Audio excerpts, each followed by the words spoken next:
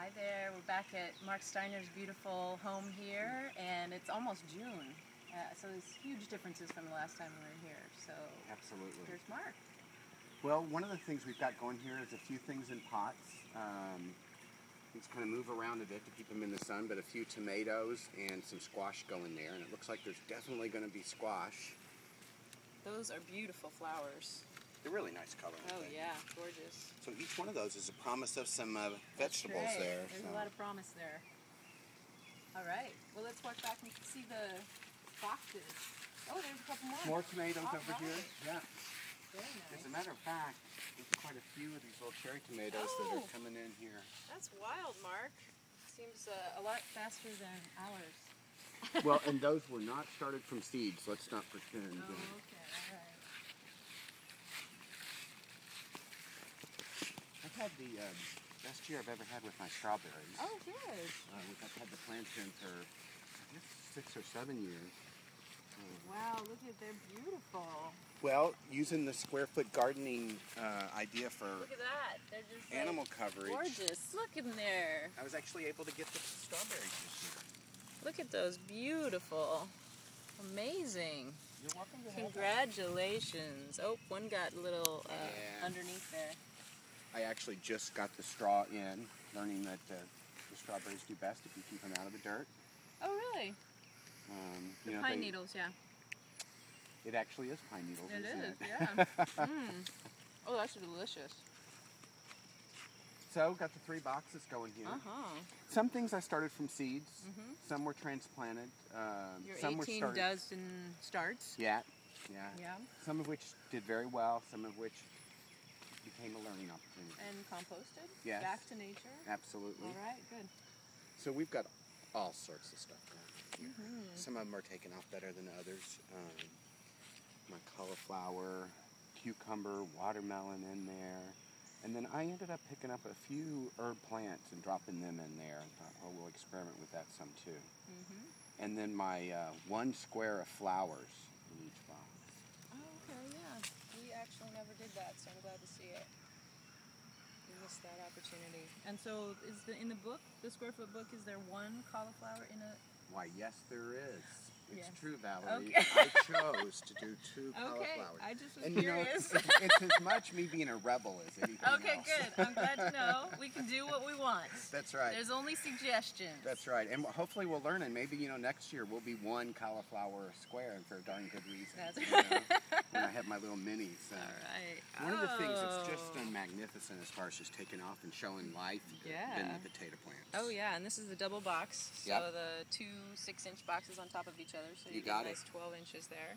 And so that was just some nice organic Yukon Golds that I let sprout and I cut and dropped them in there, and they were such a great, fairly immediate gratification. Yes. you Yes. know, because they're verdant. Yes. And we're starting to get blossoms here, and I'm going to get a dig in there at some point and pull me out some potatoes. Yeah. So do you know when you're going to actually be able to get in there? My understanding is it's soon after the flowers become full. Full, So, okay. But I'll be reading my square foot gardening book to make sure that I don't dig early. Yes. And are you mounding them? Because I've heard that about. I did do that. Okay.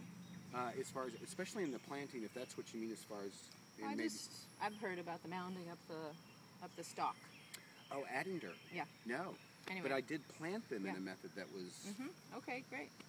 adding soil over time. Fabulous. All right, what else is going on in this We got box? carrots and onions that were started from seeds that are very young and fragile, and then I found kind of late in the season some onion starts, and so I dropped those in some squares as well. Have you been eating any of the scapes there? I have not. No? I have not. I need to get in there and cut myself some off. Yeah, they're actually really nice. They're kind of an alternative to a chive. Uh-huh. And I can see that would work very well. They grow back. Yeah. There's my pitiful 2 little broccoli plants that were started from seed. That square is likely going to become something else soon. It's just one of those things that didn't happen, That's all right. Not every story is a success. That's right. Ooh, but this box is beautiful. There's life in here. Oh, yeah. I'm doing my tomatoes that I'm hoping to get up the trellis here, so we'll move to the smaller cage at that point and let this stuff grow up. All with marigolds in front to help with pests. Right. And then some peppers and flowers in the next row. Onions. A couple more pepper plants that were from seeds. They just haven't really taken off yet. And then spinaches and lettuces. Very nice. So it's interesting, were these tomatoes planted after the ones that we saw earlier over in the pots, or were they just smaller plants, or these are the ones that you started inside? Yes, they are, except the one that is a little larger. It did come from a small plant that I bought. Okay. And how is your son here? Are you I'm doing pretty good. Yeah, because 6 to 8 hours? You know, it comes in like this, so it's not totally consistent. But I've had real success in past years as far as growing tomatoes back here and other things, so I think it's adequate. Yeah. Okay. Well, great. This is beautiful. And so is there anything else in the yard that you've planted food-wise, or is this pretty much here and on the deck, those Well, we've got 4 fruit trees that I put in this year. Okay. 3 apple and 1 pear, and there's some cute, tiny little apples on those that I have a deep affection for. Good. Whatever becomes of them, it's like, my God, they're making apples. That's right. That's exciting. And these little trees over here are persimmon trees. Okay.